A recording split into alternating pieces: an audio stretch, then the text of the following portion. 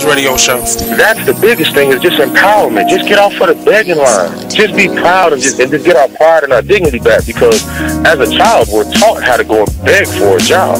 Our parents, they literally taught us how to make sure you pull your pants up. Me, I'm 6'7", so I'm a bigger man. I was always taught how to not be threatening or intimidate people when I go into different interviews or different scenarios. And so we're literally taught how to condition ourselves, condition our speech, everything, in order to go and beg these people for a job, because we know when we walk in the door, I have to tear down 10 stereotypes before I get past hello.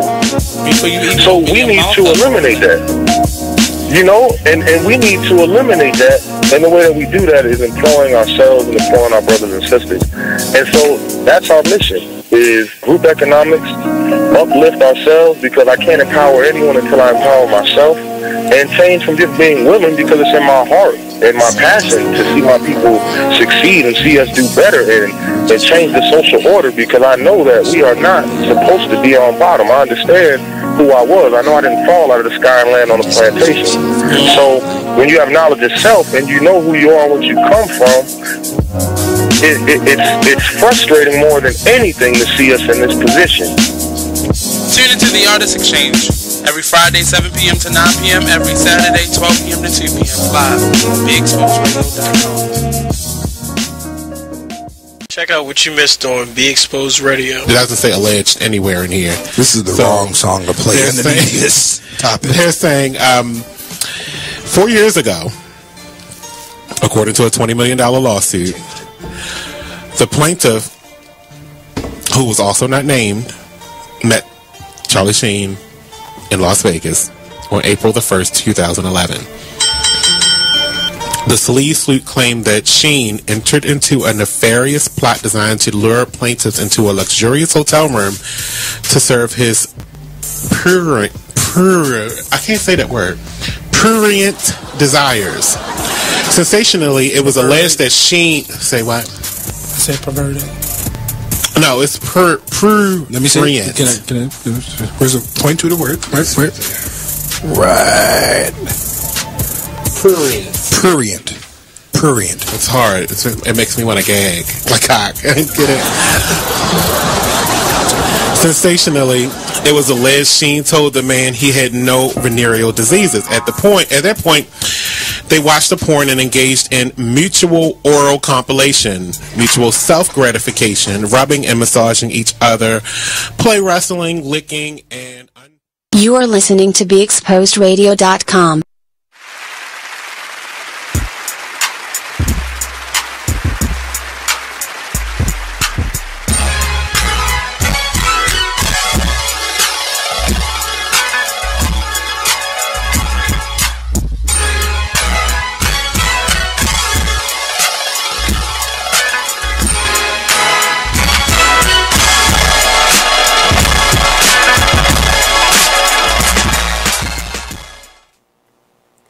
Hey, what's going on? What's up, Baltimore? This is Monday night. It's 8 p.m. And you know what it is? Just a Bit Outside Sports Radio Show. I'm your host, Keisha, and across from me is my man Mark in the building. Right on time this week. Yes. So how you feeling today, man? I'm here. Yeah. How about you? Hey, man, I'm ready to go. You know I'm always jacked up. I don't get hype, I stay hype. Right on. Let's get right into it. All right. So, in the spirit of being just a bit outside the realm of sports, let's talk. We had a big premiere last night, for real. I mean, I feel like pretty much all of America, probably half of the world, was tuned in because it is July and winter has come. I'm talking about Game of Thrones, y'all. You watch Game of Thrones? I don't. You don't watch Game of Thrones? I don't watch Game of Thrones. It's crazy. Like, I've always known people that watched it, and I just never got into it. I mean, maybe might get back and watch it from the beginning. I don't know, but yeah. Dude. Y'all got to help me out on this one. You have got to get into the game, man. You got to get into the game. It's like one of the greatest stories ever told. Like, yo, move over, Bible. Move over. You know, Star Wars, it can compete. You know, seriously, man. I mean, this joint is dope. Okay, of course, you know, it's not better than Star Wars, but it can definitely compete. I mean, man, I done read the books. You know, I'm like fully invested in this joint, and you know, we've been waiting for this season 7, for I feel like over a year. You know, and from what I understand, it did not disappoint. Like, man, I totally dropped the ball last night. Like, Fell out? Yeah. Man, I can't even tell you what the hell happened in the episode.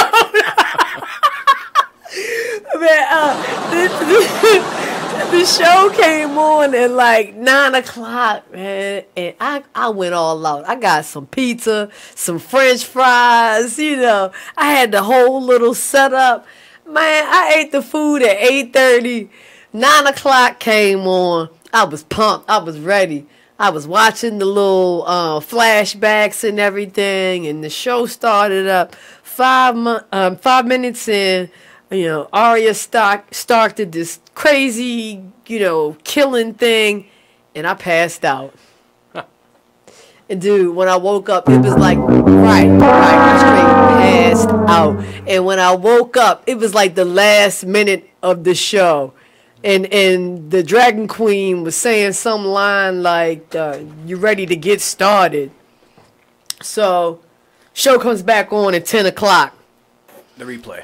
Yeah. So I watched the previews, you know, I'm jacked up. I'm like, all right, I got it and everything.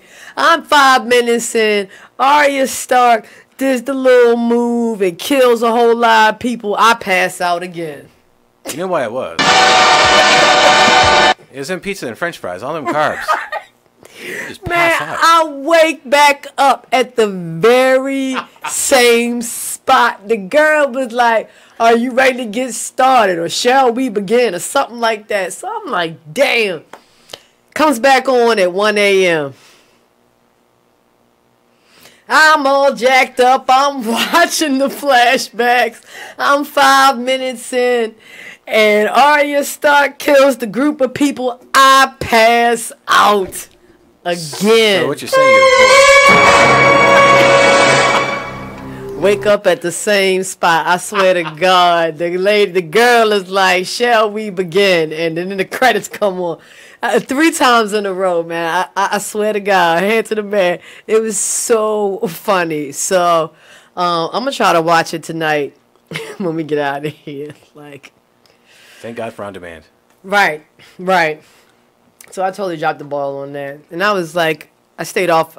I did my best to stay off of Facebook all day today because it was just like all type of pandemonium and fallout. Sure. You know, everywhere. So, you know, if you're a Game of Throner, shout out which house you're down with. And we'll see who gets the most votes as the night goes on. What else went on around? Oh yeah. The Baltimore Sun had a 50 sports things to do or see in Maryland in the Sunday issue, I believe. It was like a little like mini issue, like a magazine. Well, it was like a city paper like type of deal. Like it was that much. It was that thick. Like. And it was really cool. Like it didn't just give you the normal, you know, baseball game, basketball game. You know, they went just a bit outside, man. It was live. I guess I'll just give a couple of like random ones that kind of jumped out at me. One of the, and this is very big. One of the things to do is to attend a Dunbar men's basketball game. Okay. And if you're in the high school basketball or local sports, you know Dunbar gets live when it comes to basketball. So shout out to Dunbar and shout out to the Baltimore Sun for including them in that. They also had They also had going tubing down Gunpowder River. I figured gunpowder would be in there somewhere. Yeah, and I've yet to do that, and I think I might do that this summer because I've always wondered. Have you ever done that? Not the tubing, no. I've gotten, hiked the trails around gunpowder. Okay. Yeah. Okay. Not tubing. That sounds fun.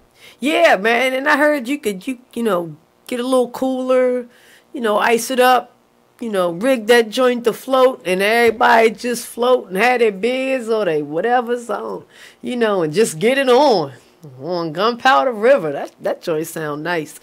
They also had hiking the Appalachian Trail, which I thought was pretty cool, and also on my bucket list. Hopefully I'll take care of that this fall. Other little local things, Mercy IND basketball game, big game every year. They also had, shout out to our fellas, Frank and Donald. They had the infamous Turkey Bowl. Yeah. Yep, in there. So, it was the Baltimore Sun, and it was pretty cool. So if you get your hands on it, check it out. Just real quick, shout outs. Yeah. Early people coming on. Hi, Mom. Hey, what up? Daryl Crawford, we see you. What up, D? We will talk about Paul Pierce. Oh! We'll get to that. Yeah, we're going to get into that in a little bit in that NBA segment. Really quick, another kind of just a bit outside the realm of sports. We had a math genius die this weekend. I'm a big math person, for those who don't know. Are you a math guy? Somewhat. Not somewhat? Yeah. Yeah. Well, the great Miriam Mirzakhani, she died at the age of 40 to breast cancer. Damn. Yeah. And she was the first woman to receive the Fields Medal, which is like the mathematical equivalent to the Nobel Prize. Yeah. And she was a professor at Harvard. She's been at Harvard since 2008. And the Fields Medal Award is awarded every 4 years to mathematicians under the age of 40. Wow. Yeah. So that was pretty cool. And she got the award for her work in the symmetry of curved surfaces. Please don't ask me what that's about. But it does sound rather interesting, and I'm going to have to look more into that. But so, just a bit outside family, us math geeks over here, myself included, would like to shout that out a little bit, give that a little recognition. There's a couple other notable deaths this weekend in entertainment. Martin Landau, who was in the original Mission Impossible TV series. Are you serious? He passed away yesterday. Also, George Romero, the director. Really quick, short battle with lung cancer. Wow. Yeah, I mean, Land of the Martin Dead. Landau? Dawn of the Dead, yeah. Landau, too. I did not hear that. Yeah. Wow. Wow. Okay. So, as promised, our very first WTF moment of the week. We're going to start doing this weekly here at Just a Bit Outside. And this is going to be something that we see during the week in the realm of sports that just makes us say, what the? And the winner of the very first WTF moment of the week is Bill Belichick. So recently, Bill Belichick had on this shirt that okay, if you guys can take a look at the picture, we got the picture in there. He had a picture of this shirt which shows, looks like an army soldier. Okay, which is okay, cool. All right, army soldier on the right hand side, and on the left hand side of the pic, it appears to be a person. You want to do this one? Go ahead. A person with a turban and a machine gun. I think that's what that is. And the dog is attacking this turbaned person. And at the bottom it says, "Life is good." Wah, wah. Right, man. Seriously, WTF. And you know what? Wait a minute. Let me just finish this whole thing. Okay, so he had the picture on, and he took a picture with a 8-year-old girl. I think that's how the picture got on the internet. And you know what I mean? Like, let's look at that picture again. Okay, so let's just go from top to bottom. First of all, let's look at this face. Yo, look at this face. I mean, dude just looks crazy to me. Like, yo, shots fired. That's what we do. Like, I don't know. He just looks like somebody likes to kidnap kids. Shots fired. That's what we do. Like, he's got this face. I mean, I don't know, dog. I had to tell him, like, look, Bill, I know you a champ and all that, but you gonna have to soften up that mug. Like, oh, all that red in his face and everything. It makes me think that maybe he's like 1 or 20 Jack and Cokes deep. Right. How about, and that was my number. Yo, is he lit in this picture?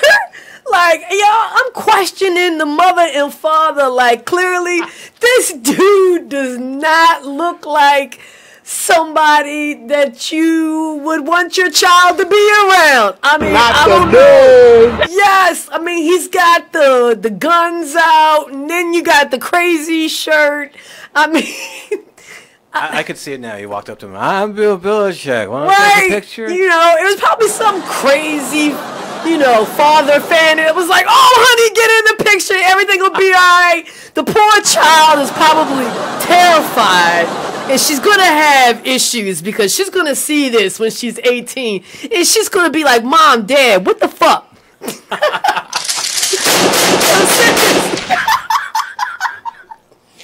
Shots fired. That's what we do. Like, man, it was just crazy. I don't know. To me, I was just like, man, that just made me say WTF. Like, oh, man. Thank you, Bill Belichick, because you just gave me so many laughs this weekend. I kept coming back to this picture. I mean, it's probably going to give me nightmares tonight. But looking at that was just absolutely hilarious. So, Mark, there we have it. Our very first WTF. Wow.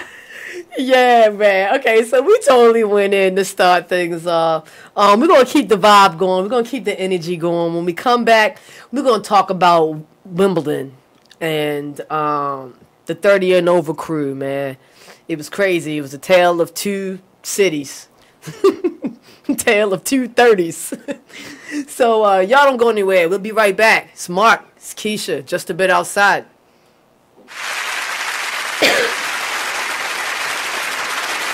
Hey everybody, check out what you missed on the one and only Be Inspired radio show. Now here's one little speech I'm going to give you before I get into the next article. Here's what I want to tell you. Still, fear is big business. Fear is big business. I'm not telling you not to be alarmed by what you're seeing. I'm not telling you not to be concerned. What I'm saying is not to buy into the notion that we should be afraid.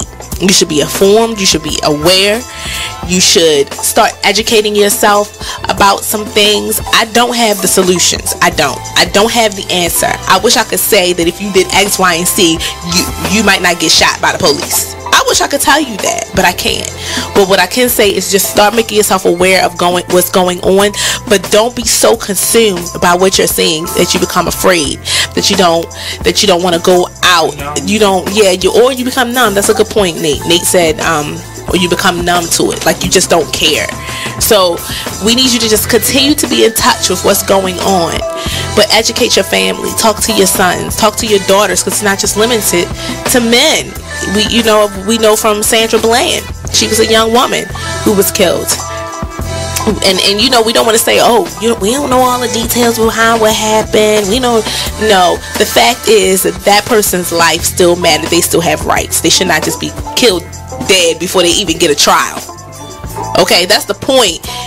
They deserve a trial at least, but they can't even make it to the jail cell to get a trial, to be tried. They're being killed even before arrest. Terrible. So that's my soapbox. Tune in to Be Inspired every Wednesday live at 7 p.m. right here on BeExposedRadio.com. Check out what you missed on Be Exposed Radio. So now we are in reactive mode. With our young people, we don't spend enough time working with them, preparing them, inspiring them, mentoring them. And so now we're faced with a generation that's like, I'm going to do my own thing. Right. I have no respect for you. Because what have we done to help them except to say that, like I was telling the HL7, that, I get highly upset when adults forget that they were ever young, and the first thing they say is young people are up to no good. Well, you're not helping them. What are you doing to inspire them? Right. So to me, that's reactive, because now that they're in the street cutting up, now you like, we need to do something with our children, or we need to start schools earlier so we can get them off the street, or we need to do this. To me, that's reactive. Tune in to Be Inspired every Wednesday live at 7 p.m. right here on You are listening to BeExposedRadio.com. You are listening to BeExposedRadio.com.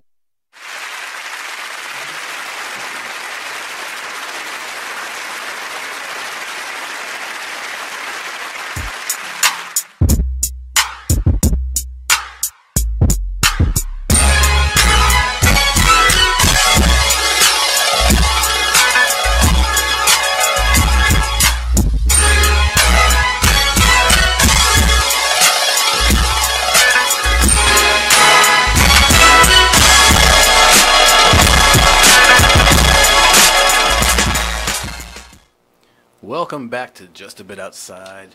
Thanks for joining us each and every Monday. We ask and invite you to be a part of the show. Give us a call at 410-702-5657.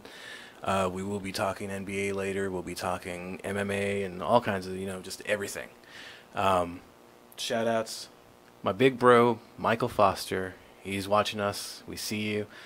Just celebrated a birthday last Tuesday, July 11th. Nice. Happy birthday. We also got our DJ, Mike McMillan, DJ Delight. Hey, what's up, brother? He's got some questions about McGregor that's pretty interesting. I heard the story too, so we'll talk about that a little bit later. If you're watching us on Facebook or YouTube, we appreciate it. If you're listening to us in the apps, TuneIn or Radio Loyalty, we appreciate that. Just keep on listening to us, and we're going to do what we do. As Keisha said when we went to break, we're going to talk a little bit of Wimbledon. Had some excitement going on. Some fines being doled out. Yep. Which one do you want to talk about first, men's or women? Well, let's go ahead and do the men's first. Let's give Roger Federer his props. And our props as well, because we did get that right. We got that one right. So, Roger Federer won the men's division, men's side. I believe. What number is this for him? Wimbledon? I'm not sure. 8th time. There we go. Damn. Yes. So, he beat Cilic in straight sets, and he won Wimbledon for the 8th time. This is his 19th major victory, which is a record for the men's side. And he's looking forward to the U.S. Open in August/September to make it number 20. And, I mean, I watched the match. I mean, he just looked as sharp as ever. You know, you couldn't really tell that there was this huge age gap. You know, I think their strategy of, you know, giving him a lot of rest.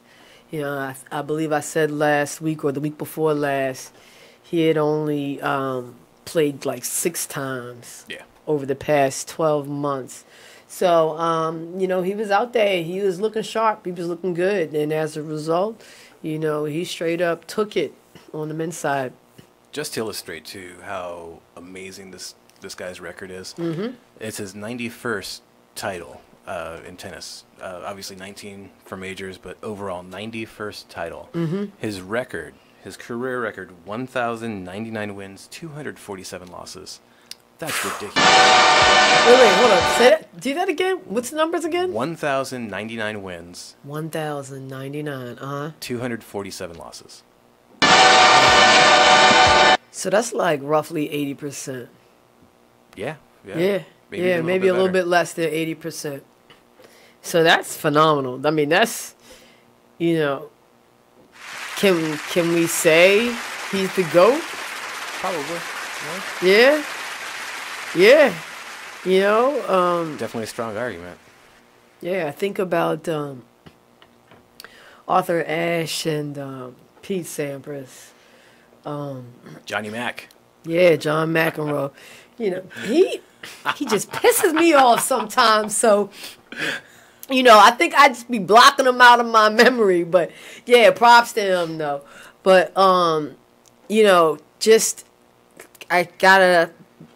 Has any of them done it as consistently, you know, for this length of time?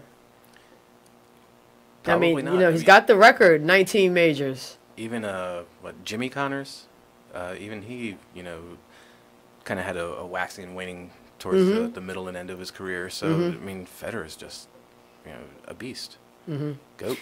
Yeah, and I gotta say, like, you know, Federer's backhand is like one of my favorite things of all time in like tennis. Seriously, like, yo, Federer's backhand and just Serena's serve is just. Of those things, they're just like insane. They just get me crazy. But yeah, so shout out to RFA representing the 30 and over crew and getting the job done, getting her done. Okay, so Venus Williams.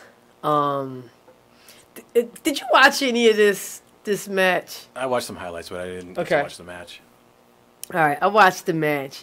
Man, this joint was painful. All right, I hate to say it, but I'm going to say it. Yo, this was an epic fail, an epic collapse, yo, of this, like, monumental proportions. My mouth was... I had to cut the joint off. Like, for real, I don't even know how the joint ended.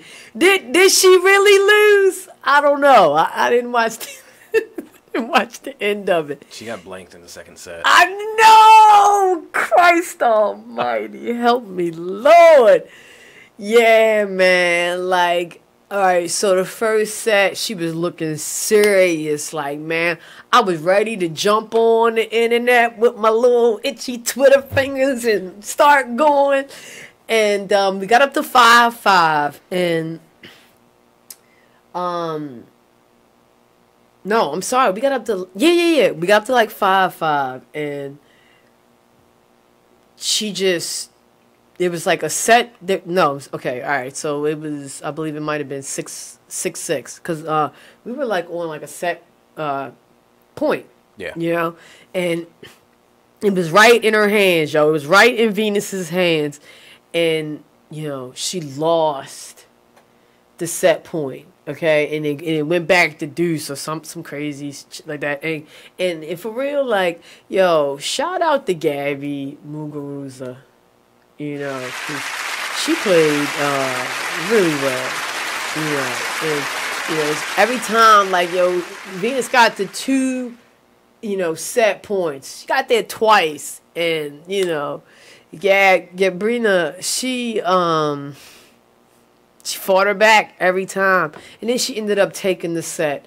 And then I was just looking at that like, oh no, man. Like,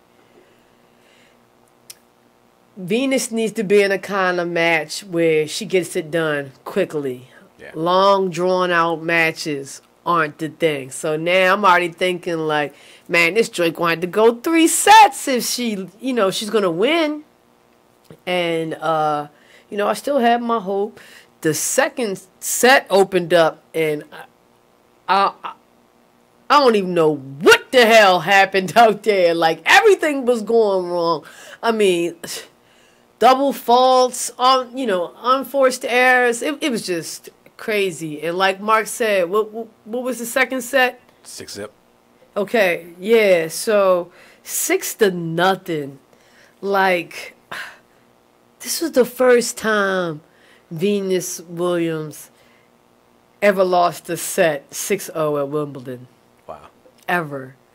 Yeah, man. So, shout out to Muguruza. I believe she's from Spain, right? I think so, yeah. Yeah. And, that country is just really, they're getting it in with the tennis. They're coming up to the forefront. And, we'll probably talk about this a little bit more when the U.S. Open comes around. Like,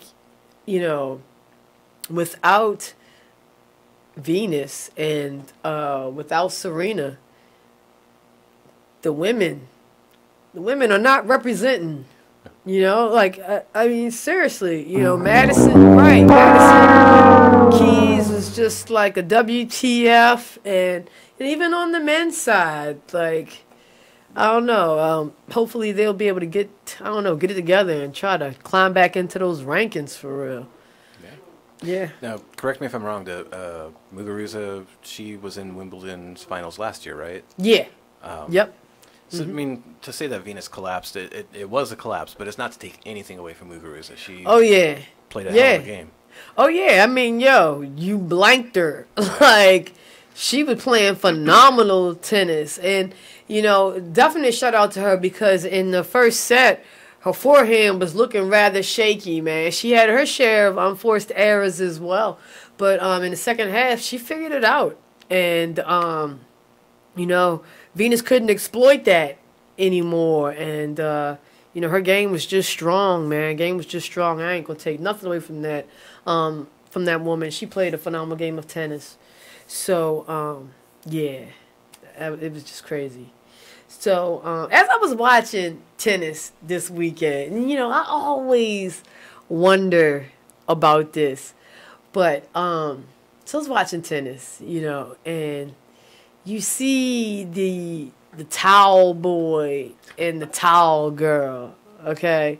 And I'm pretty sure this is supposed to be like some great honor or something in the realm of tennis. But to me, I mean, I don't know about y'all, but is that not one of the most disgusting jobs that would be on a tennis tour / tournament? I mean, what do you think? From what I recall, much like bat boys in baseball, these are kids that are like part of tennis camps and up and comers and really like the future of the sport. So they're excited to be there. And when Venus wipes her brow and throws it, the kid that gets it is like, oh, I got Venus a sweat. So it might be disgusting, but man, I just.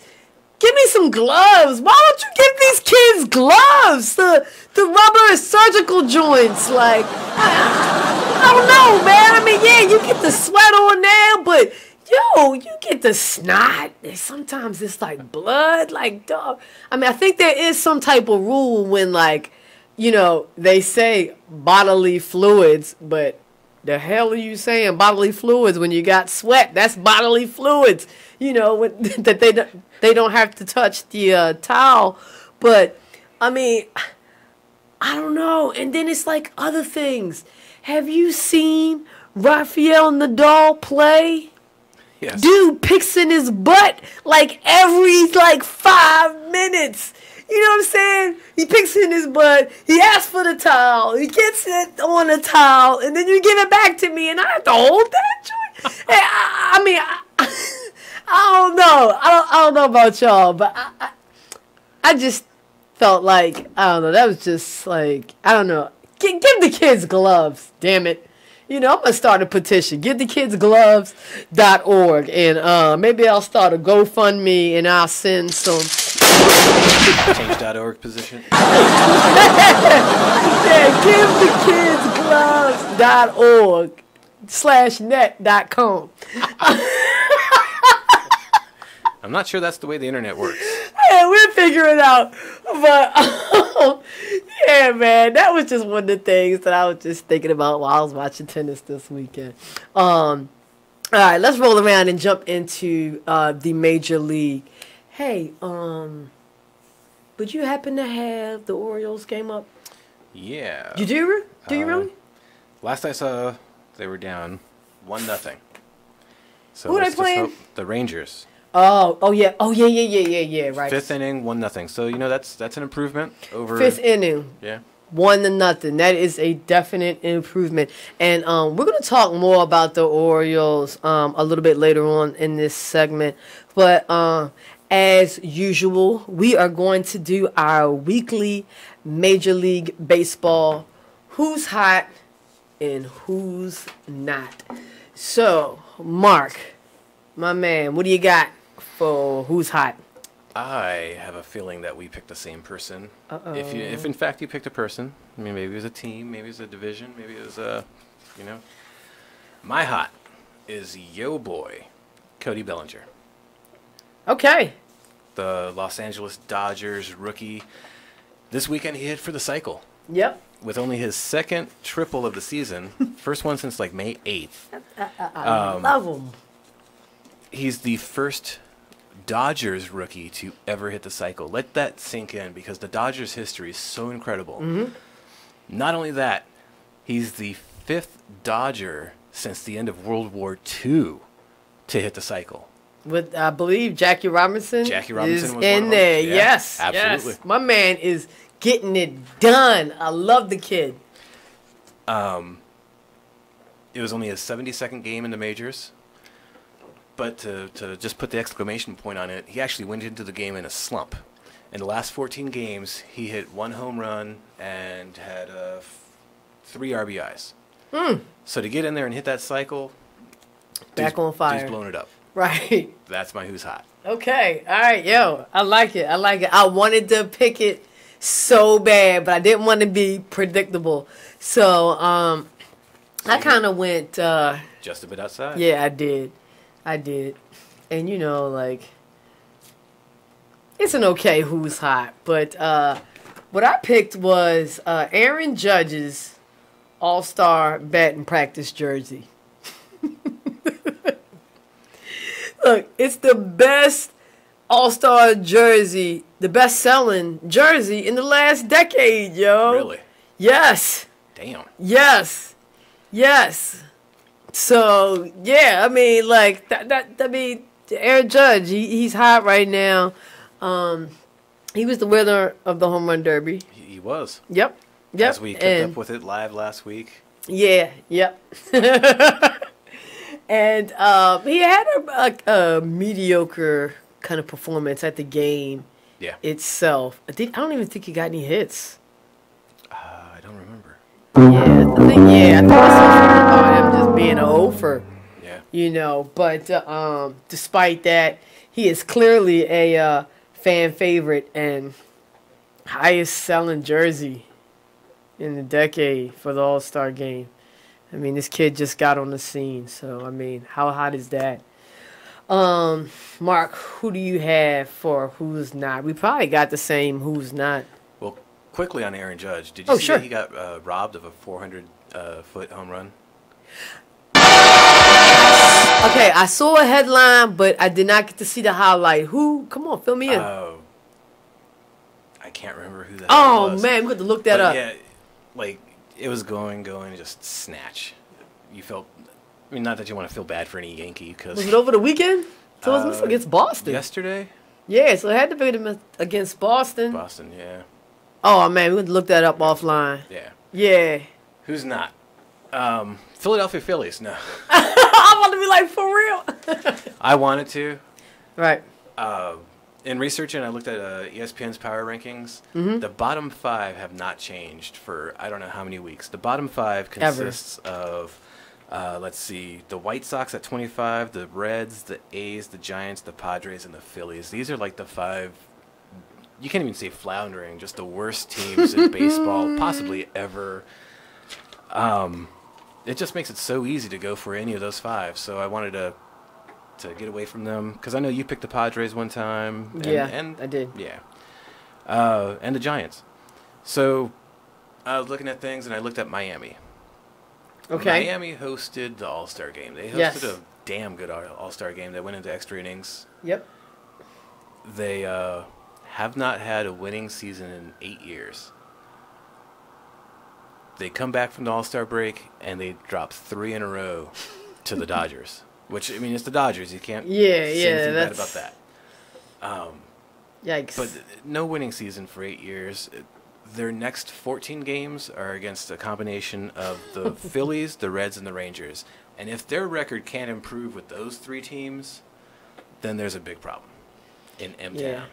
Yeah, especially dealing with the Phillies and the Reds. Wow. You just put on a hellified case there for why they are not hot. Totally agree with you. My who's not for the week is the Baltimore Orioles. Damn you, Orioles! I thought that was the easy one, too. Yeah, man. I'm going to talk about it because they here. You know, the Orioles ended the first half of the season on a sour note. We went into the All-Star break looking for rest and rejuvenation. You know, had a lot of hopes for us to just really get at it in the second half. I mean, you know, the wild card is within reach. It's within reach. It still kinda is. But man, these Bammers open up the second half of the season against the Chicago Cubs, who are horrible. Okay, like I keep forgetting throughout the season that they even won the World Series last year. These Bammers let the Chicago Cubs come here in interleague play and lost every damn game this weekend. Sweep. Yeah, man. Like, I don't even... I'm just at a loss of words for the Orioles, man. And Friday's game, at least they tied it up. It was 8-8 in the Yeah. I mean, but... But then they got blanked yesterday, and did they even score on Saturday? I can't remember. They did score on Saturday, but I mean they got the break speed off of them. I think they only scored like 2 or 3 runs. My stepson and my father-in-law, they went to the game yesterday. They left by like the 5th inning. Yeah, I don't blame you. Man, it's... I mean, I did say that they are, you know, they are in the position to make a run for the wild card. I mean, man, I just, at this point in time, like, I seriously do not know. Mark just gave us an update on the first game of the series with the Texas Rangers, who are also trying to do something too. I mean, they out there trying to win. So, you know, I was looking today. I was looking at the pitching matchups for the next 4 games against the Rangers. I mean, you know, the only possible win that I even see is when possibly, and this is on a hope and a prayer, when Chris Tillman pitches. And then after that, with your very next series, Houston Astros. Oh. So, dog, I really only have them winning 1 game over the next 7 games. Wow. Okay, you already 6.5 games out of the wild card, I believe. They're tied up with Toronto right now. Really? Toronto.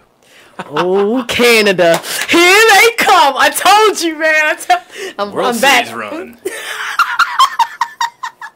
Get your rally caps popping, Canada. But, yeah, man. I mean, and then I believe after Houston, they go to Tampa Bay, another team that's trying to get into it, trying to get that wild card as well.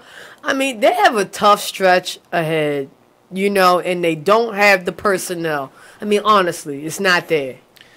And we're 2 weeks away from the trade deadline. And yeah. People are already saying they should go into sell mode, which says your season's over.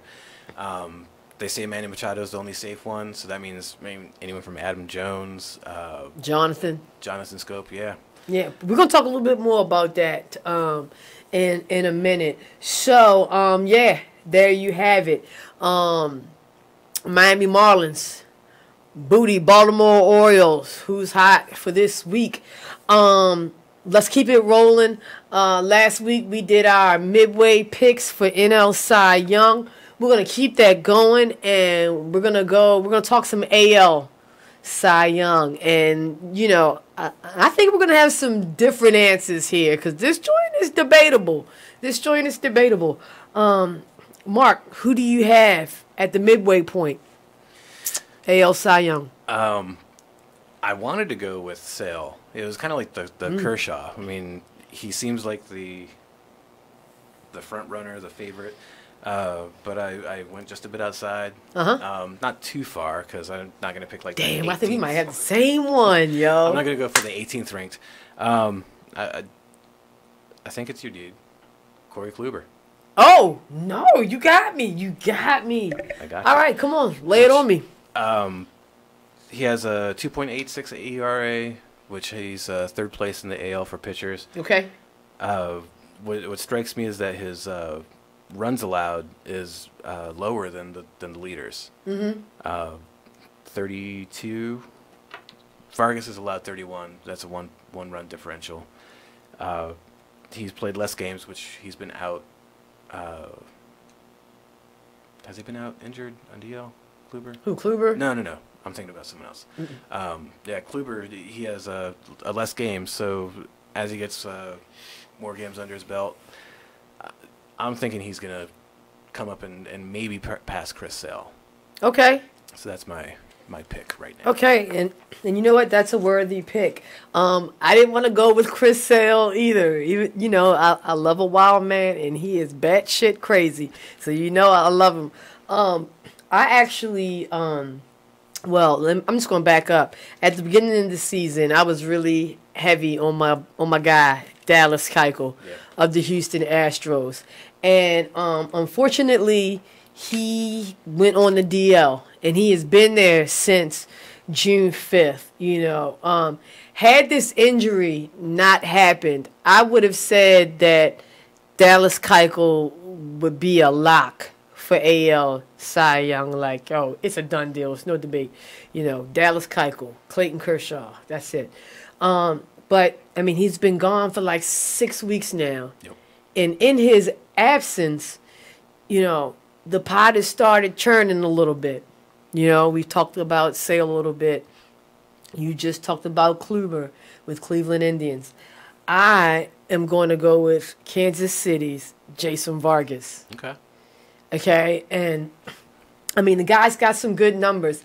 I think that sometimes the team record kind of overshadows him or doesn't really give him much of a platform excuse me to talk about him because the Kansas City Royals are booty huff right now. So I mean, they sorry. Is no nice way to put it. But just a few things about my boy Jason Vargas. His ERA is 2.62. And that is only 0.03, which is 0.03 more than Chris Sale. Okay? He actually has the best record in the AL because Chris Sale is 11-4, and my man Jason is 12-3. Okay, he also has the most wins in the AL. And this kid, this kid missed a big part of 2016 due to Tommy John surgery. And, I mean, he's just bounced back, you know, the ultimate bounce back. I mean, you can't even tell that this guy was injured. So, that's my pick for the AL Cy Young. In the upcoming weeks, we'll do the MVPs. And we look forward to discussing that with you guys in the future. So, when we come back, we're going to talk about an automatic strike zone possibility of robot umpires, this farce of a idea. Right. So don't go nowhere. Just a bit outside. Baltimore. Mark, Keisha.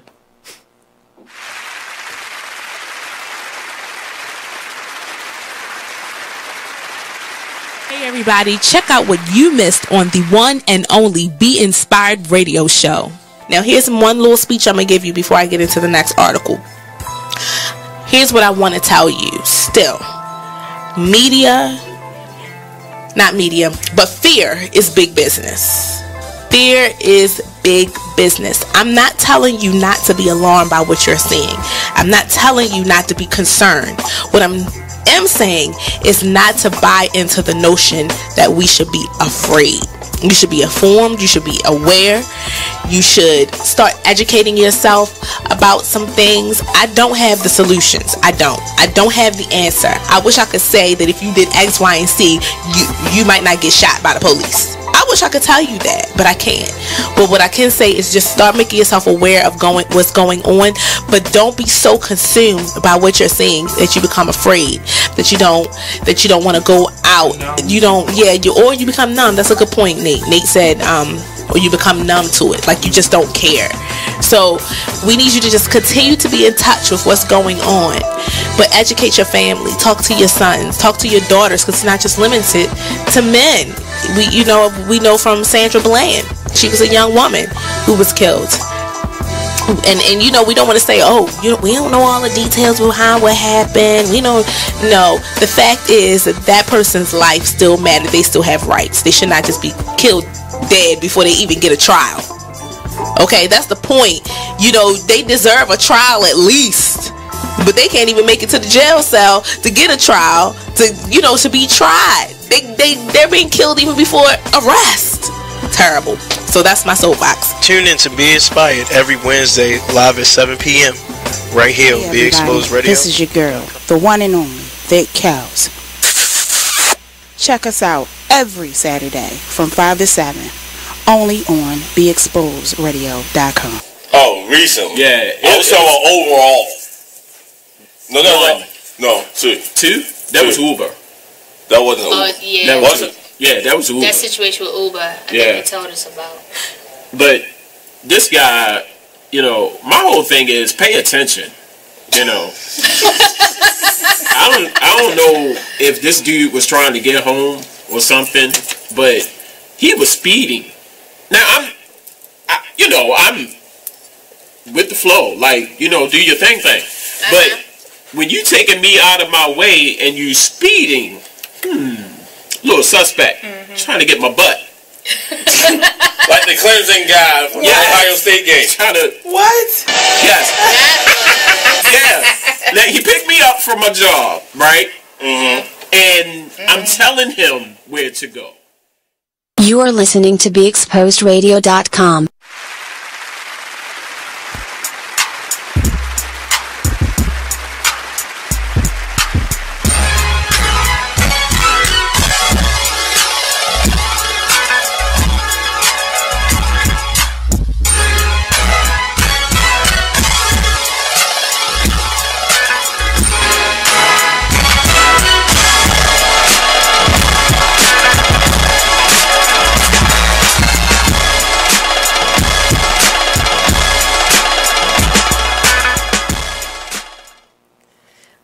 Mike, I'm telling you, I can't get enough of that joint, yo. Shout out to Sound Beats and DJ Delight for the supplying us with the music for the show.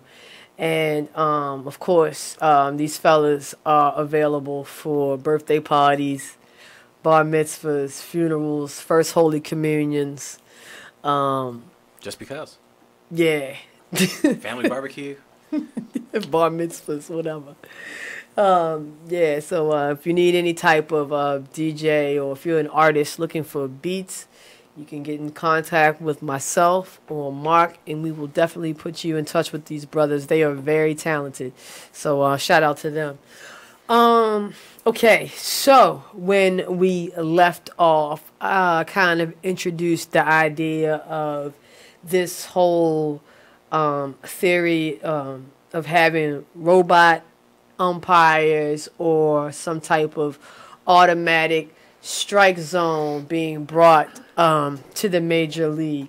So this just didn't spring up out of nowhere. I was actually reading an article on ESPN, and I thought it was very just a pretty interesting concept.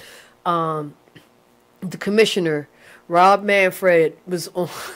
You rolled your eyes, right? I don't know. I feel like I've never liked the commissioners in baseball or football. Yeah. Like, seriously, I just feel like they're all a-holes. But so Commissioner Manfred went on the Mike and Mike show last week and said that it was only a matter of years before the major league started considering automating the strike zone. So, I thought I'd bring it to the show. And you guys as well. I mean, how do you feel about that? Like, yay, nay, what do you say? Oh, it'll never happen. I hope not. I mean, when you play Little League and you're playing softball now, yep, you're taught the strike zone is knees to shoulders. Right. But in the pros, I mean, they will tell you they will never call a strike underneath your waist. Right. So when they automate it, what are they going to do? Are they going to go down to the knees? So many batters are going to be pissed off at that. Yeah. I could see them maybe putting like a GPS or something in the ball to assist the umpire, but to fully automate it, I don't see anything like that happening. I hope not. Yeah, and I'm totally against it too, because first of all, let's keep the human element in the game. Okay? Like, honestly. And then second of all, that's part of the whole baseball experience. You get the strikeout, you get the crazy you get the crazy movements, you get the screaming and the hollering. And it's just like, that's just all part of the experience. I mean, I have a friend right now. Shout out to Ashley. She is umpiring out at our league on Sundays, and she's also umpiring with Baltimore Social Club. She's doing kickball and softball, and I was telling her, like, look, trying to coach her and everything. Like, if you're gonna be an umpire, you gotta come up with your signature strike call and your signature strikeout call. You know what I mean? Like, have fun with it, get creative with it. So I mean, like, I love that human element. You know what I mean? Like, and like you said, like, how are you gonna, finagle this and make it standard across the board? Yeah. You know what I mean? Like, I mean, that's quite a challenge. And then second of all, okay, so if we have this automated strike zone or a robot sitting back there, how is the people in the stadium going to know what's going on? Like, how are you going to do that? Are you going to make a sign? Is the robot going to talk? Is the stadium announcer going to do it? Is he going to get some added responsibility? I mean, like, how does that work? I'd imagine they'd have the umpire still there, just like he has a device that tells him what it was. Man, that is the most dumb. That's, man, I don't know, man. Not to mention, are they going to make the players wear some sort of device that assists it? Because, I mean, you got Aaron Judge, he's what, 6'7"? Right, that's why I said making it standard across the, exactly. Like, that's quite a challenge. Yeah, it's not going to happen. Yeah, and we could talk about the dynamic between our two guys. Like you said, Aaron Judge is this big, like, hulk of a guy, and then Cody Bellinger, who's also knocking it out the park. He's this little guy. Yep. He's small. Like, how do you automate that? Like, I mean, I don't know. I mean, I know technology is great and wonderful and everything, but you know, me, I sincerely hope that this not becomes a thing. Like, I think it's kind of crazy. So, yeah. I think baseball has a lot of other problems to address before that. Yeah. I mean, yeah. From what I understand, spring training, they're going to keep on trying the, I want to say shot clock, but the pitch clock to try to speed up the game. Leave the game alone. Yeah. If I'm going to pay $60 to go down to the park, I want the experience to last. I don't want a 2-hour game. Right. And then also, too, I feel like if you put the pitchers on some type of clock, you're going to mess with them. Yeah. You know what I'm saying? Like, the psychological, element. You might feel rushed. The pitcher might decline. The quality of it. You know what I mean? Like, that's something, like, whole nother aspect. And you already know baseball is, like, the most superstitious, traditional game. Yes. And like you said, that'll throw the pitchers off their concentration. Yeah, absolutely. Really quickly, let's just, I said we would come back to the Orioles. We talked about them getting swept by the Cubs. Mark, do you think they can make the wild card this year? The next 5 years? I hope they can make the wild card. I believe they can. Will they? No. It's just as simple as that. Yeah, as I mentioned earlier, the next 2 series is against Texas and Houston. And, Texas is a worthy opponent for the Orioles. And Houston is pretty much lights out. And I'm pretty sure they're looking at a series with us like, okay, this is going to be a series where we can gain some separation, Oh, yeah. Mark alluded to it a little bit earlier. The fire sale. That talk is starting. And I think that is very real. As much as it hurts me to say it, I think we're going to lose Jonathan. I'm going to drop something on you right now. Do it. And as I show it to you, I'm going to read it. I hope I don't fall out. Dodgers interested in Zach Britton. Yeah, I was going to talk about that. I was going to talk about that too, as well. And they Brad Bach.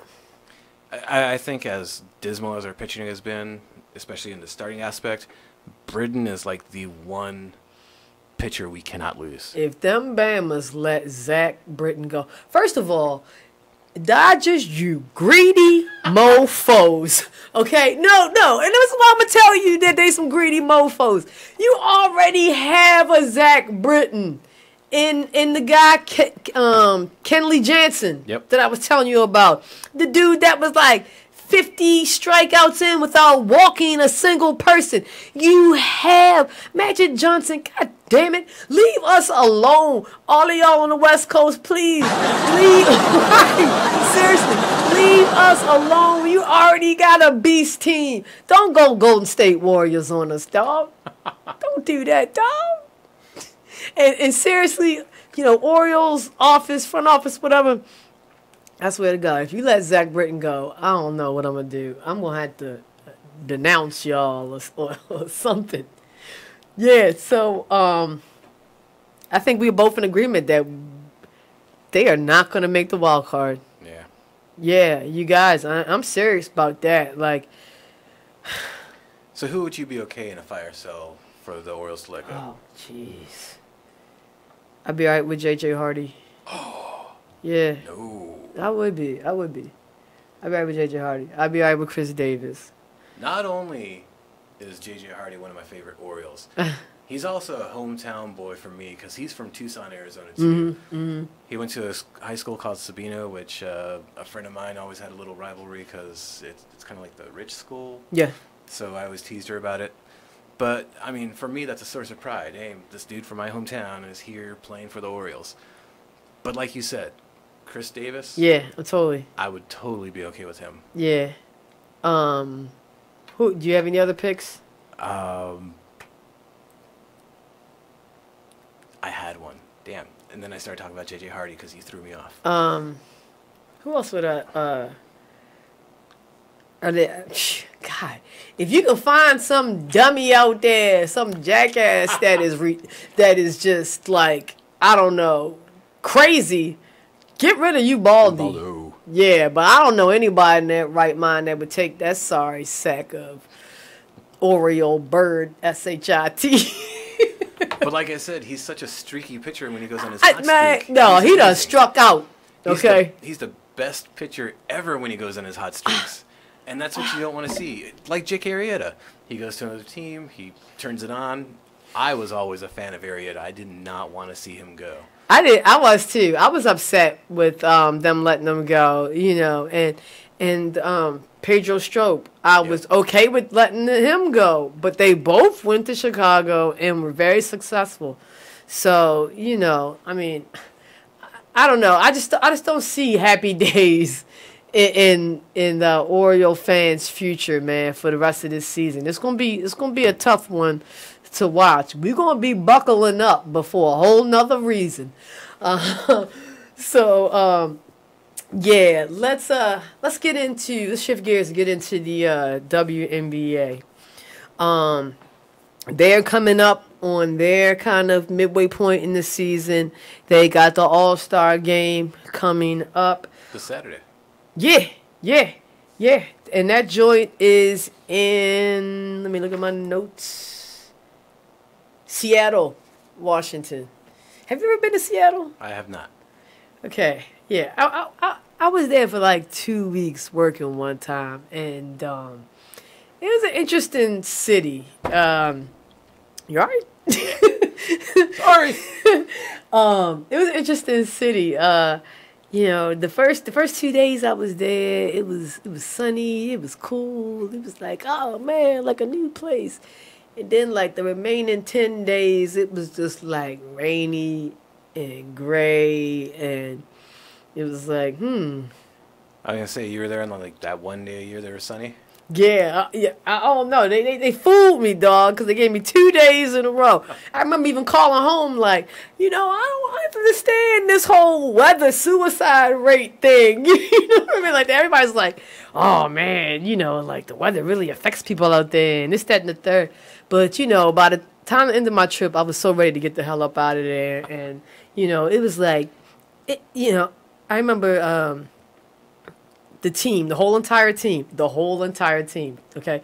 We went to a strip club, okay? And I don't know, I guess we're just used to, you know, Maryland type of strip clubs or whatever, but we went to these strip clubs up in Seattle, and there was just so many rules, man. It was like, you know, don't touch, don't breathe, don't look at them too hard, you know, cover up one eye. It was like... It was just real crazy. So it was a real conservative strip club. It was just a real weird spot. But anyway, yeah. So tangent. Right. The WNBA All-Star Game is going down there. It's a day game. Yeah. Which I don't like. Seriously, why can't they get the prime time? Why they give the women the booty day game? Like. I mean, and it's July, so it's not like some other sport can take. Right. It's not college football or anything. Just. You know, and they talking about how attendance is like kind of at like an all-time high. You talking about expanding? You know what I'm saying? But you couldn't get these women a primetime game on a Wednesday night? What's going on right now? I don't know. Not the Orioles. I watched the All-Star game before I watched the Orioles right now. You know, like seriously. Like I thought that was a little interesting. But two key players of the WNBA are not going to be playing due to injury. I want to talk about Della Dawn. She just went down over the weekend, Friday in Indiana. She went down with an ankle injury. She was spotted on Sunday wearing a boot. They have not put a timetable on how long she will be out. So they're really not saying how serious the injury is, but she will miss the All-Star game. Yeah. And that's a pretty big blow for the Washington Mystics. And speaking of blows for the Washington Mystics, they also lost another player for the season due to a ACL tear on their guard, Taylor Hill. So they've got a couple of days to figure it out, but they've got a pretty large hole to kind of fill when they open up the second half of the season. And you remember this was both I believe both of us picked the Mystics to win the Eastern Conference. I think so. Yeah. Either that or the Sparks. Oh yeah, no, Sparks on the West. Yeah, right. Yeah, I think so. Yep, I believe we did. And when they lost both those players, they lost to the Liberty in the game, 85-55. So their impact was immediately felt. And as I also said earlier, Brittany Griner is also not going to be playing because she injured herself over the weekend as well. And I believe she injured herself in the same game where she had like her 10th dunk. Yeah. Or something like that. Like she had a dunk and then she, I don't know, fell down or something like that. So she's not playing either. So that's kind of a letdown for WNBA fans because they are like two of the headliners, like two of the faces for the WNBA. But one cool kind of little tidbit, Sue Bird. Sue Bird is making her 10th All-Star appearance, tying the record with the great Tamika Catchings. I don't know if you're familiar with Tamika Catchings, but she was a beast back in the day, like 7-8 years ago. So Sue Bird's gonna be in there, and this might be her last All-Star game because she's been around for a little while. So that's your WNBA action. So this Saturday, right? It's this Saturday, yep. 3:30. I believe it's on ABC. Yeah, so if you're a fan of women's basketball, check them out. It's nice. I mean, the WNBA has really been doing a nice job of getting better every year. So this WNBA game might be better than the real NBA game because these girls like to play defense. Won't be no 200-point game. That's for sure. Yeah. Not on one side. Right. That's what I mean. It's embarrassing. Let's talk about the fellas. Let's talk about the NBA. I want to open, how I'm going to open up this segment. I'm going to talk about my boy, Lonzo Ball.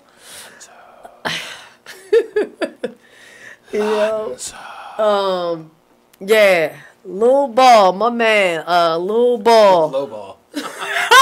Low Ball. That's what we're going to start. Shots fired. That's what we do. We're going to start calling him Low Ball. My man, Low Ball, has been balling. He has been balling. I mean, he has been everything. He has been his daddy's son. I don't think that's a good thing. Wow. Well, I mean, he's been in Summer League. He had that one bad game, but, I mean, he's really been living up to the hype, for real. But the ironic thing about Lonzo and his balling out, my man ain't even wearing his own shoes. Well, he did. I think he did one time. Yeah, but, I believe one of the last sightings was the Steph Curry shoe. Was that an Under Armour joint as well? I don't know. That joint was ugly. Did we a pic of that? Can you pick that up there? Pick of the shoe. Yeah, he'd been balling out in other people's shoes. Like, well, if he had played in the championship game tonight, which, right. you know, he rarely plays in the Summer League, apparently, he had already picked Jordan 31. He picked the Jordan. Okay, so he wasn't even going to play the finals in his own shoe. And, you know, I don't know, dog. You ball out in another brand, and your brand is supposed to be the best brand. I mean... Well, LeVar did say they're open to... Not the dude! Right. LeVar did say that they're open to endorsement deals if the price is right. Yeah, now he is. Yeah. Okay. So, yeah, we got a little picture of them Currys. Those the Currys that he wore. And, I don't know, them joints are ugly, too. But, apparently they make you ball like Steph because Lonzo was getting it in. So, you know, Lonzo took a couple shots, you know, from some folks. You know, we said the target was on his back, you know, but it seems like everybody is getting in on the fun. I mean, Della Dawn of the Washington Mystics. I mean, she just recently got her own shoe from Nike, so I guess she was feeling herself. She had a little bit to say. Did you hear anything about that? Right. And she had to, you know, keep it within the family now that she's in the Nike family. Right. So she says, how great would it be if he blew out his shoe on his first Summer League game? You should have gone with Nike. Della Dawn, I mean, yeah, okay, we all know that LeVar Ball is an ass. And he's a loud ass, and he makes everybody's soul itch. But you don't wish ill on nobody like that. Well, she claims it was a joke. Yeah, she claims it was a joke, but you know what? God don't like ugly. You know what I'm saying? Like, and he don't like those shoes. Big baller. But for real. Della Dawn need to sit her ass down too, though. That's probably why she hurt now. You don't wish ill on nobody. Like, seriously, that's crazy. Nasty bitch. She did get thousands of likes and thousands of retweets, but she also got hundreds of very negative messages. Yeah, the drag was real. The internet dragged her up and down the clouds. But you got to jump aboard the Lowball Express. Yeah.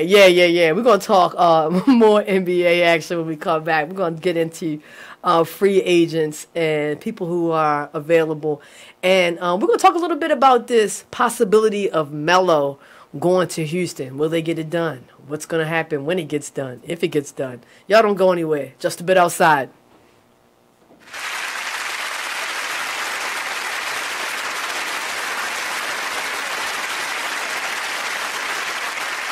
Check out what you missed on Be Exposed Radio. So now we are in reactive mode. You know, with our young people, we don't spend enough time.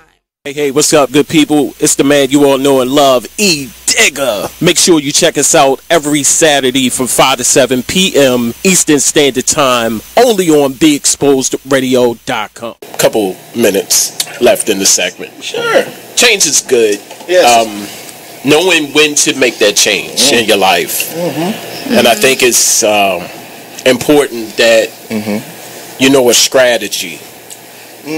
You know where you need to go. But change is good. Everything don't stay the same. Right. And if you're a person, especially for old people, that can't accept change, then it's kind of hard. Right. I was going to a church. I'm gonna make this real brief. I was going to a church that could not. Some older members. I attended the second oldest black Presbyterian church in the country. That's one. And why are you laughing? Yeah, it's bad that you even knew that. And that's the soundbite. Yeah. So thank you, Eric. we would play certain music and we implemented a lot of equipment or instruments like drums and piano, and the style of singing changed. And two people out of the congregation, after the service, they would go up to the pastor, sit down, and say, "Hey, sit down. Let me talk to you." And they will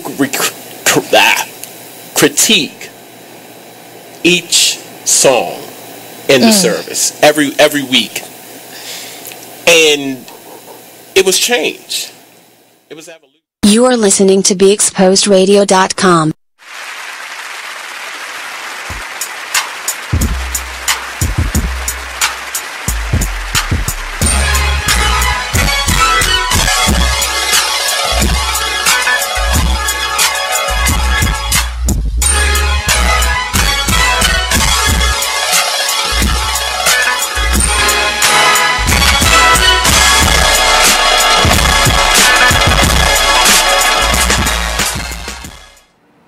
Hey, you guys, welcome back. A couple of quick shout outs. Massey, Joseph, what's up, girl? See you. Thanks for tuning in. It's Berg fam. Letta Moore, Miss Knits Soy and the Metal. What's good? Thank you for tuning in. Karate Kid, Brandon, what's up?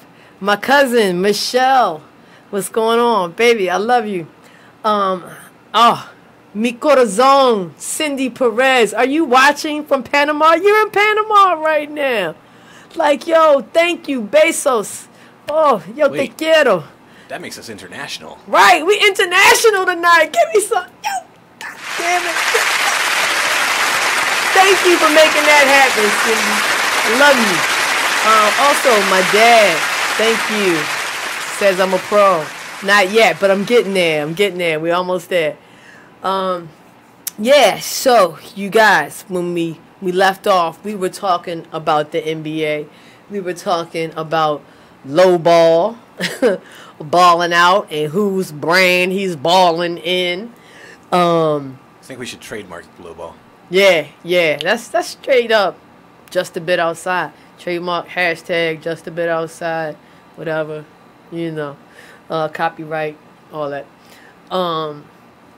So we were talking about him taking shots. There was just one other shot taker I want to kind of discuss. And, this one, J.J. Watt.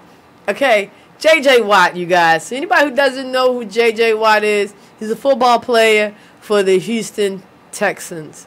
This gentleman does not play basketball. Okay, so J.J. Watt tells everybody that his $99 Reebok training shoe is better than the Big Baller brand basketball shoe, and I mean, okay, yes, the price is economical, and I think, it's a better value. Right, but you're talking about apples and oranges. You can't compare a basketball shoe to a training shoe. Like, dude, what did you even, I don't know. I just feel like all of the people that's stepping up and saying stuff publicly ain't the right ones. You know what I mean? Like, dude, why would anybody in the basketball realm care about what J.J.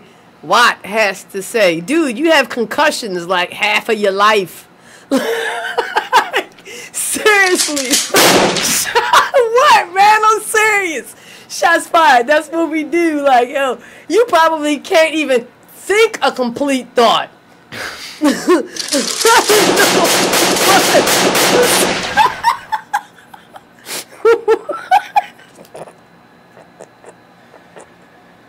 J.J. Watt, future brain donor to the Concussion Institute.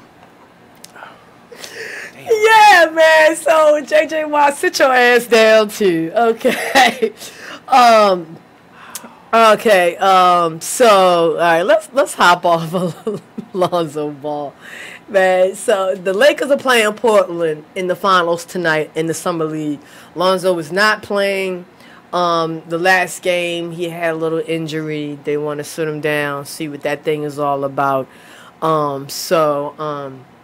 Shout out to Portland and the Lakers for the Summer League final. Yeah, remember when we first started talking about the basketball at the beginning of the league, we were talking about some of these younger teams who have some really bright young squads, shining stars. The Lakers and Portland were both on that list of teams that we were talking. We were saying, like, man, for real, you start paying attention to these guys, you know. And who knows? I mean, the Lakers have made pretty decent moves. We might start seeing some of this. I mean, the Timberwolves, they're looking good right now. You know, we might start seeing some of that this season, upcoming season. You know, I was thinking maybe give it another 2 years, but I mean, I don't know. I'm still like, let's check and see how it is in the regular season. Once October hits, that's the time to pay attention. Yeah, I'm excited about that. So let's talk free agency. There are still a few hot free agents left out there. Just quick little note, Rajon Rondo. He just went down and reunited with Boogie Cousins in the Big Easy. So he's down there in New Orleans, and I think these two will definitely bring some swag and some attitude into the New Orleans Pelicans. I mean, they're the Pelicans. The mascot itself is nothing scary about a pelican. There's nothing scary about New Orleans Pelicans. But now you got Wild Man Boogie down there, and you got I will cuss you out, smack you up, Rajon Rondo. You know, back together again. Who knows? I mean, the Big Easy might get a little gutter this season. I don't know. I'm interested to see how that pans out. These guys got enough in them to actually contribute to the team. Because wasn't he out injured like all last season?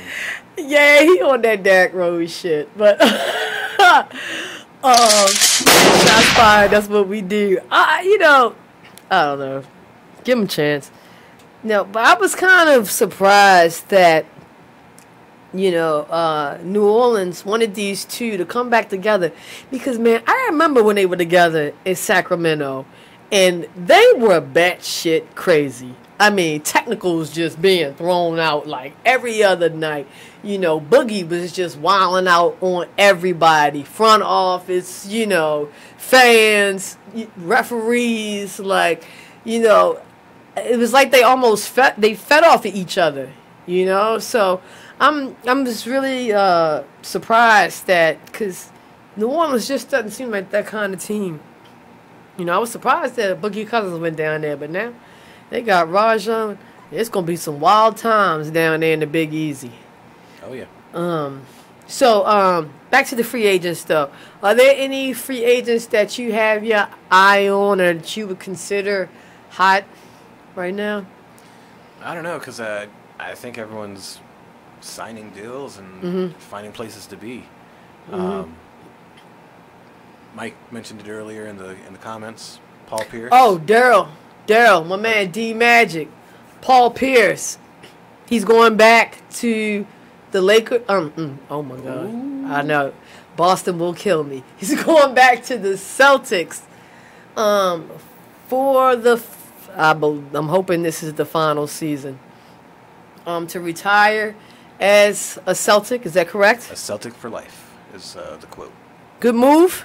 Absolutely. Yeah, dog. I mean, seriously, I don't know how much you have left in them knees, because I watched you this past season with the Clippers, and I'm just going to say I don't know how much you have left, but get that last paycheck, dog, and finish where it all started, and I'm pretty sure they're probably. You think they would retire his jersey? Oh, probably. I'm curious, and I haven't got completely up on the deal, but I was under the impression it was a sign and retire deal, so that he's actually not going to play. But I'm not entirely sure about that. Yeah, we'd look that up. I'm just hearing about this today too. So yeah, so that's pretty cool. Well, I have like a couple of, I guess I would kind of say that they're kind of hot. Yo, JaVale McGee, he's a free agent.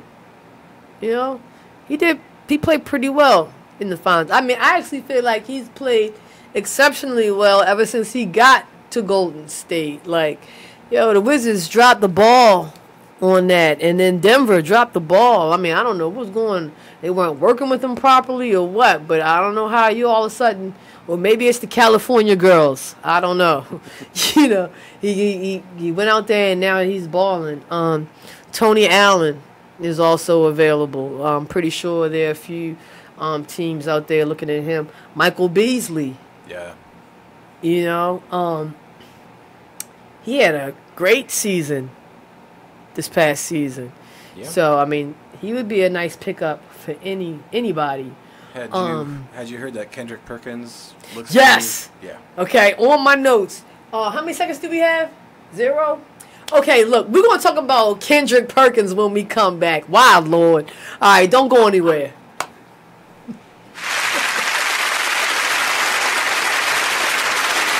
You are listening to BeExposedRadio.com. Thank you for tuning in to BeExposedRadio.com. Sit back, relax, and listen to this flashback of the Artist Exchange Radio Show. What does hustle hard mean to you? What does that signify in your life? That's a lifestyle for me. Mm-hmm. You know what I mean? Like, true story. I was born into a family and a community of hustlers. Now, let's get focused right quick, because when people hear the word hustler, they confuse it with con artist or something negative. So they like to call people entrepreneurs, right? But the definition, and I'm paraphrasing, you know, but the definition of hustle is forced movement or to be hurried, right? But we're not talking about just pushing other people. Sometimes you got to push yourself, and that what makes you a hustler. True story. So the thing about it is, like, when it comes to hustling, listen, quick story. I used to go buy juleps a lot, right? And my grandmother used to make me clean the yard, you know, shovel snow, do things like that to go get a julep. But one day she was like, look, you putting all your money in someone else's pocket. Word. Save those quarters, and I can teach you how to make a formula, and you can sell your own juleps. You understand? So the next couple weeks, I saved my money. Always a hustler. Listen, got to love but think everybody about got this. a grandma story like that. Grandmothers are the natural hustlers because they were the ones who maintained and sustained our families through epidemics. You're talking Big Mama went through slavery and held it. You're talking Big Mama went through the Depression and held it. Big Mama went through crack and held it and still maintains it today. So if you don't think you come from a hustler, then you don't know where you come from. You understand?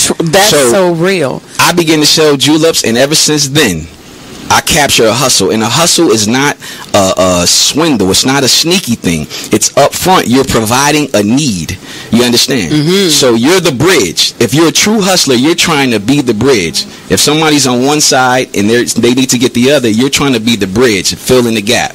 So hustling is a lifestyle. It's not something you can do 10 minutes out the day. It has to be something you live. Word. Hey, what's up? This is Nate, host of the Artist Exchange Radio Show. Tune in every Friday, 7 p.m. to 9 p.m. and every Saturday, 12 p.m. to 2 p.m. Real artist, real talk, real live, here live on BeExposedRadio.com. Hey, what's up, good people? It's the man you all know and love, E. Digger. Make sure you check us out every Saturday from 5 to 7 p.m. Eastern Standard Time, only on BeExposedRadio.com. Couple minutes left in the segment. Sure. Change is good. Yes. Knowing when to make that change in your life. And I think it's important that you know a strategy. You know where you need to go. But change is good. Everything don't stay the same. Right. And if you're a person, especially for old people, that can't accept change, then it's kind of hard. Right. I was going to a church. I'm gonna make this real brief. I was going to a church that could not, some older members. I attended the second oldest black Presbyterian church in the country. That's one. And why are you laughing? Yeah, it's bad that you knew that. And that's a soundbite. Yeah. So thank you, Eric. we would play certain music, and we implemented a lot of equipment. You are listening to BeExposedRadio.com.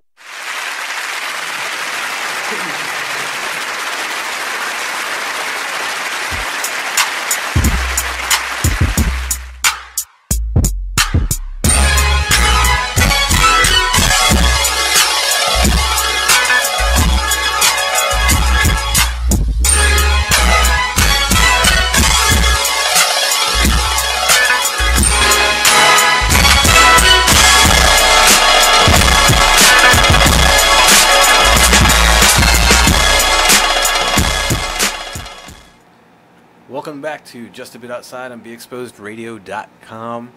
Thanks for joining us each and every Monday. Give us a call, 410-702-5657. We were talking about NBA free agents. Before we get back to that, though, a really quick update on the Orioles score. Some more runs have been made. But not the Orioles, I bet. You don't even got to tell me. The score right now in the 8th inning, top of the 8th, 3-1. Orioles. What?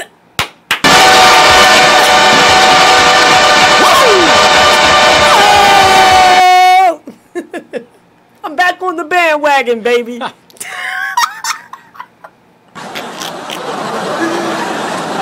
man. All right. So, yeah, as Mark said, we were talking about NBA free agents. So, we have an old dog that has made it known that he is available for play, and it is the one and only Kendrick Perkins. Now, Kendrick Perkins is about 80 years old. He's been in the league for about 35 years. And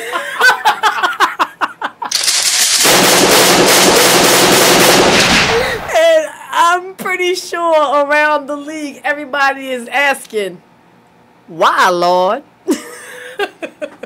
Would you take him? You know, someone will. You think so? Absolutely. Jeez, and who?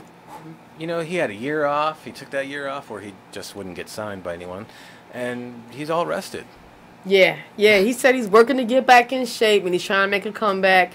And he is waiting on the invite to training camp from somebody. So, K-Dot Perkins. Good luck to you, dog. I don't even know what else to say about that. I mean, other than why. But good luck with that. And maybe next year the big three if NBA doesn't bring him in.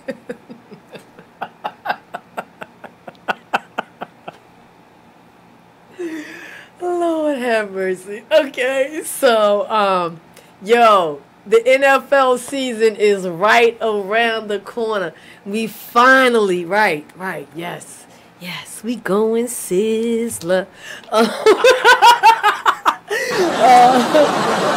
are very happy to be able to talk a little bit of football with you guys tonight. So, Mark, there's a couple of things I want to talk about. The first thing I want to talk about is training camp for the Ravens. I guess I'll just give the home team, home squad fans a little bit of information about the training camp. The veterans are all set to report July 26th, so that is next Wednesday. There will be 3 practices open to fans.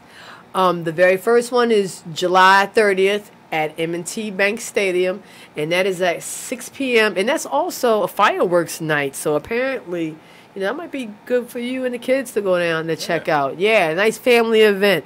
So you get to watch the Ravens, and afterwards they have a nice fireworks show for you guys. The second one, which this is the one I think I might try to go down and check out. Or maybe we can both go as like a Just a Bit Outside thing. August 5th, 6 p.m. at the Navy Marine Corps Memorial Stadium. I have yet to visit that stadium, so that's something that I would like to do. It's kind of been on my list for a little while now. Did I say the time? I believe I said it's 6 p.m. The third and final practice is back out at M&T Bank. That's August 12th. That is actually at 10 a.m. And so that's your dates. What I'm hearing, you know how I was feeling about the draft and offensive line, wide receiver issues not being addressed. From what I'm hearing, they're saying that the offensive line is one of the top priorities this year. You would hope so. The training camp, I believe we only have 3 starters coming back, so there's a lot of positions that are up for grabs. I seriously hope that they do, address this issue because, I've said before, I think that's one of the weakest links to the Baltimore Ravens. You think? Yeah. It's been their weakness the last several seasons. Mm-hmm. Even going back to the Super Bowl season, they were always rotating people. Yeah, absolutely. I didn't have a chance to look up the Broncos. Neither have I, honestly.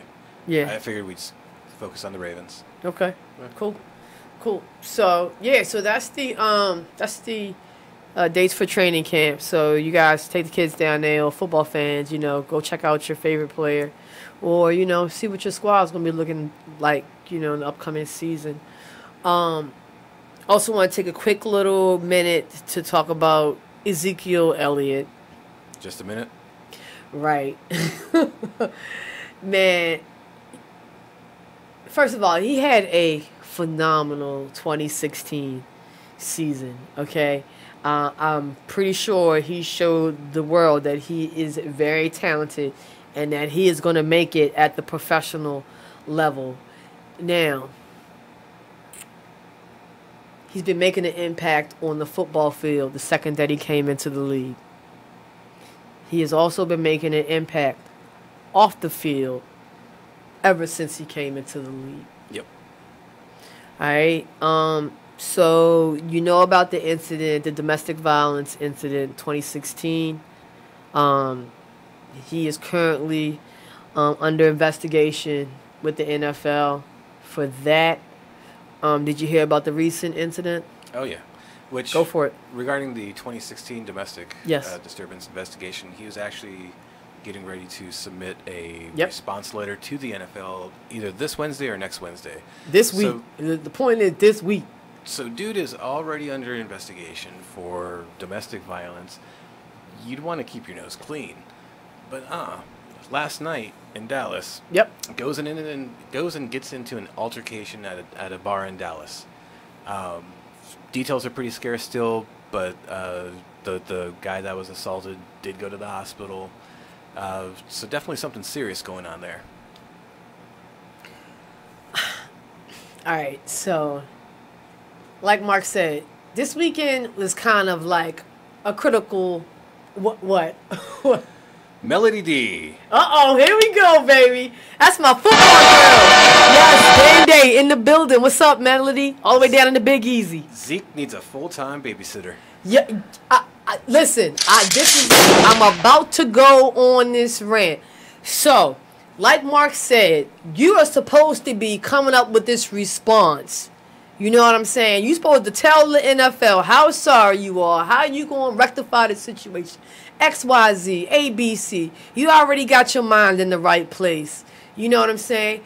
You could have got a 1, 2, maybe 3 game suspension. This was a critical week for you, dog. You went out last night and got in more trouble. This is definitely not going to help your cause. You can 1, 2 games, you can throw that out the window. Because you already know, as the days go on, more details are going to come out. And it's not going to be Zeke Elliott was just standing on the sidelines looking at an altercation. He was just there. You know what I'm saying? So you can kiss that 1-2 game suspension goodbye. And this could very well end up being like a half a season joint. That's exactly what I was thinking, too. Yep. And you're going to feel that in your pocket, baby. I'm serious. Early rumors had just been 1 or 2 games. Yeah, that's what I said. You can kiss that goodbye. Yep. You can kiss that goodbye. And now, let's go and kind of piggyback off of what Melody D said about him having a 24/7 babysitter. Jerry Jones, this is your star.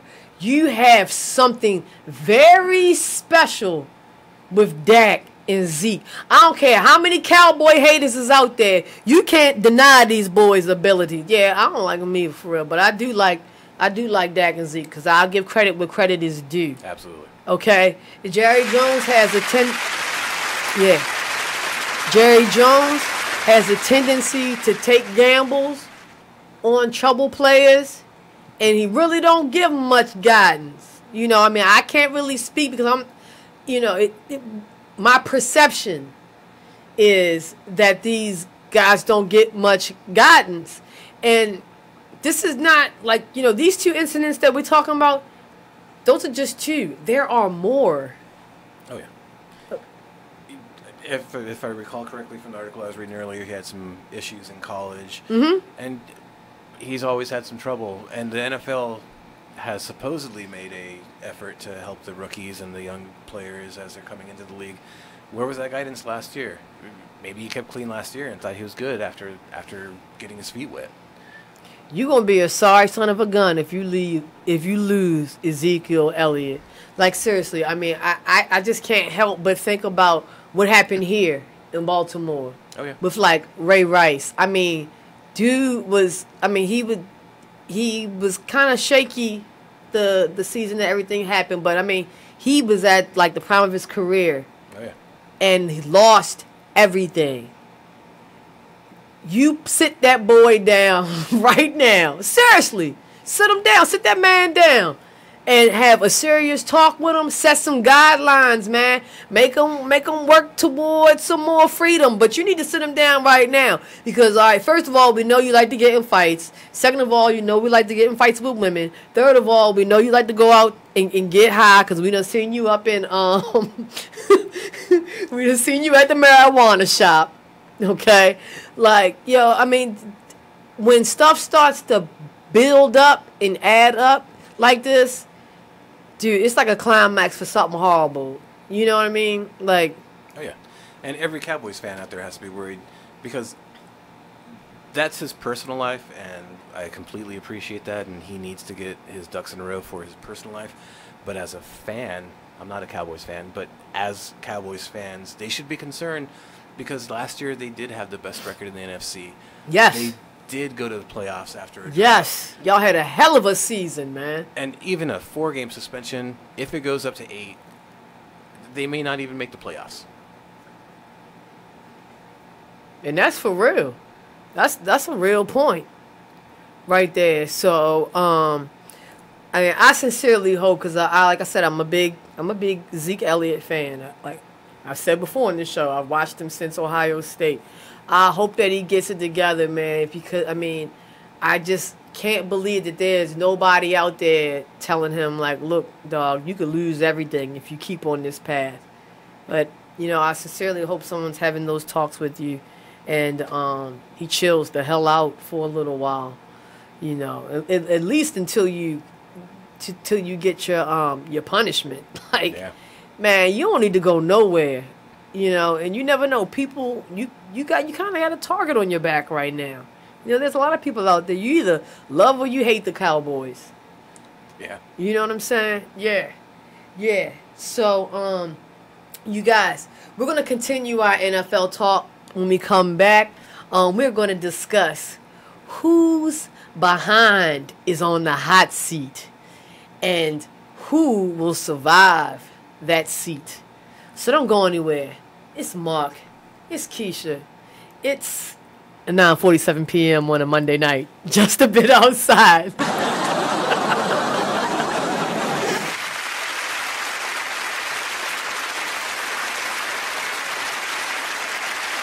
Check out what you missed on Be Exposed Radio. Listen to Elizabeth Warren talking about Black lives and Black life.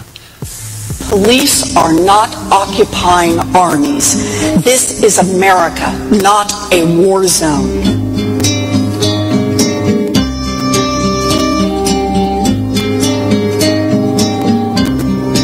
I speak today with full knowledge that I have not personally experienced and can never truly understand the fear, the oppression, and the pain that confronts African Americans every day.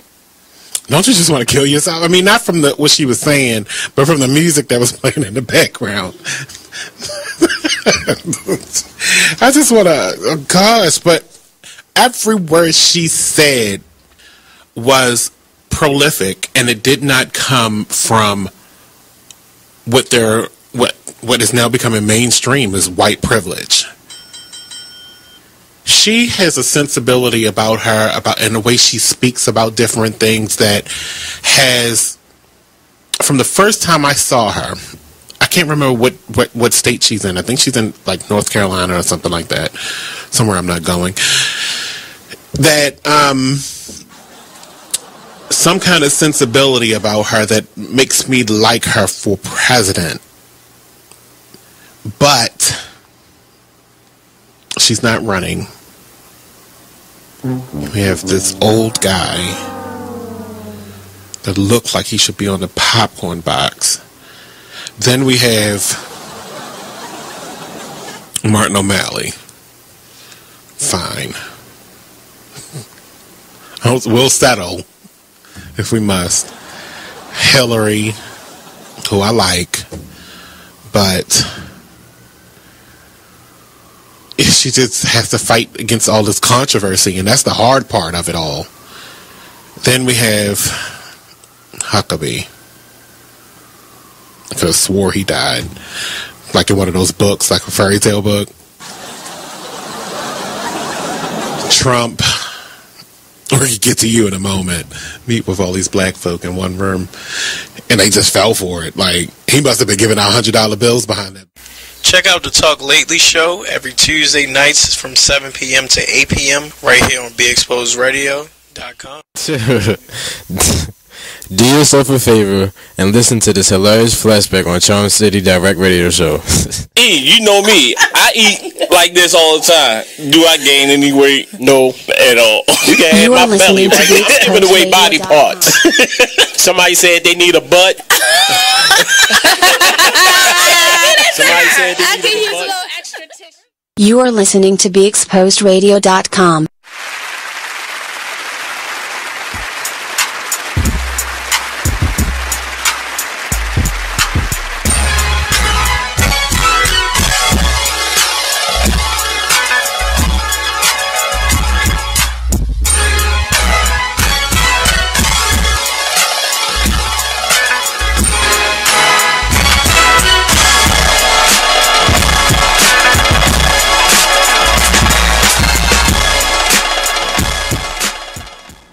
Welcome back to Just a Bit Outside on Be Exposed Radio. This is it, the final stretch. We are end of the night, and it seems like it just started every single week. Yep. We could probably do 4 hours. Sorry. Right. They would say there's stuff that we didn't even cover. Like, yeah, it's crazy. It's crazy. Anna, we thank you for watching. Letitia, we thank you for watching. And let's see, she said about Ezekiel Elliott, Zeke out here tripping, he gonna learn today. He gonna learn today. You only hope so. Yeah. Melody D says he is more valuable to the Cowboys than Ray Rice is to the Ravens, and you know you can make a case for that. Okay. You can make a case for that. So let's continue this NFL talk in the last few minutes. Which coaches that are on the hot seat is going to escape that chair this season? Who's your pick? Who's going to escape the chair? Who's going to escape the chair? I think Jim Caldwell of the Lions. I hope so, too. He was my second pick. Okay. And it's so funny because we're kind of in familiar territory. Yes. I picked Chuck Pagano of the Indianapolis Colts. That division is booty. AFC South is not strong. Colts went 8-8 last season. The division leaders, which were the Texans and the Titans, that should tell you something right there. Their records were 9-7, so you were one game away from clinching that joint. I really feel like the success of the team rests solely on the shoulders of Andrew Luck. You know, he just had that surgery in January. And interesting stat about Luck. I mean, they go on and on about his yardage, but I don't know if I've ever really heard too much about this. He's had at least 12 interceptions 4 of his 5 seasons in the NFL. Wow. And he just had shoulder surgery. Say that 5 times fast. And, you know, I think that might be a factor, you know, coming into the season is when we're talking about interceptions. If they can manage to, you know, keep that low, they'll win some more games, and he'll escape that hot seat. Yeah, and I've never gotten the Andrew Luck, you know. Yeah, they acted like the second coming of Peyton Manning is like the second coming of who's the dude on the Patriots that Tom Brady took his job? Drew Bledsoe. Drew Bledsoe, yeah. I mean, that's more like it. That's my comparison. Yeah, I think some people are going to take some L's. I think Marvin Lewis is going to take an L, and even though he's in our division, I'm a big fan of his. John Fox, I'm also a big fan of him, but I just think he's getting a raw deal out there in Chicago. I don't think he'll survive this season. Really quickly, we're going to talk about the AFC North. We're going to start picking our, who we predicting our division leaders. This week is the AFC North. I got the Steelers. Who do you have? I got the Steelers. I know. I hate it. I hate it in my soul. They're returning 20 of their 22 starters from last year. Yeah. And if Bryant and Ben Roethlisberger can manage to get on the same page and stop this beefing there, whatever the hell is going on, they could be a force to be reckoned with. Oh, my God, you guys. I'm so sorry. We ran out of time. We'll be back next week with more NFL. We're in the finalizing stages of getting everything set up for our fantasy league, so be on the lookout for that. Tell your friends, share the link, share the show. You can watch all week. As always, Baltimore, spread love, yo. And in the words of one of my favorite artists, Robert Nesta Marley, the truth is everyone is going to hurt you. You just got to find the ones worth suffering for. Woo! I love it. Y'all have a good one, baby.